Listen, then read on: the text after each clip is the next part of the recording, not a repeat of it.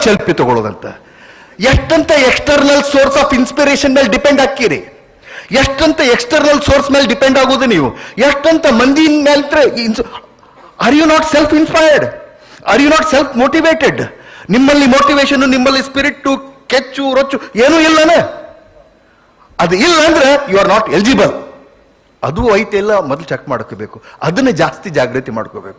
ಬರೇ ಹೋಗುದಂತ ಚಲೋ ಚಲೋ ಆಡ್ತಾರ, ಅದು ಸೆಲ್ಫಿ ಇಟ್ಕೊಳ್ಳೋದಂತ, ಅವತ್ತೊಂದು ದಿವಸ ಅದನ್ನ ಸ್ಟೇಟಸ್ ಇಡುವಂತ. ಮುಂದೆ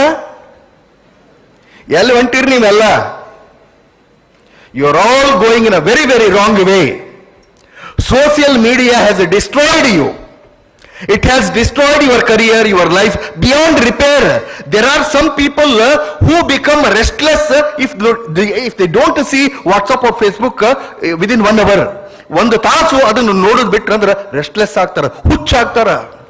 ಇದು ಈ ಜಗತ್ತಿನ ಹೊಸ ಕಾಯಿಲೆ. ನಾನು ನಮ್ಮ ಅಳಿಯಾಗಿ ಹೇಳಿದೆ, ವಾಟ್ಸಪ್ ಫೇಸ್ಬುಕ್ ಮತ್ತೊಂದು ಏನೂ ಇಲ್ಲ. ಸಿಂಪಲ್ ಬೇಸಿಕ್ ಫೋನ್ ತಗೊಳ್ಬೇಕು, ಅವಶ್ಯದಾಗ ಮಾತ್ರ ಫೋನ್ ಮಾಡಬೇಕು, ಇರ್ಲಿಕ್ಕಂದ್ರೆ ಏನೂ ಇಲ್ಲ. ಎಲ್ಲವೂ ನೀನು ಏನೈತೆಲ್ಲ ಪುಸ್ತಕ ಹಾರ್ಡ್ ಕಾಪಿ ತಗೊಂಡು ಓದ್ಬೇಕು, ಇದು ಮಾಡಬೇಕು ಅಂತ. ಯಾಕಂದ್ರೆ ಮನಸ್ಸು ಬಹಳ ಮಂಗ್ಯ ಇದ್ದಂಗ. ನೋಡ್ಕೋತ ಹೋಗಿ ಆ ಕಡೆ ಈ ಕಡೆ ಚಲೋ ಯಾರ್ದಾರ ಫೋಟೋ ಆಡ್ ಬರ್ತಿರ್ತಾವ, ಅದ್ರಾಗ ಬಹಳ ಕೆಟ್ಟ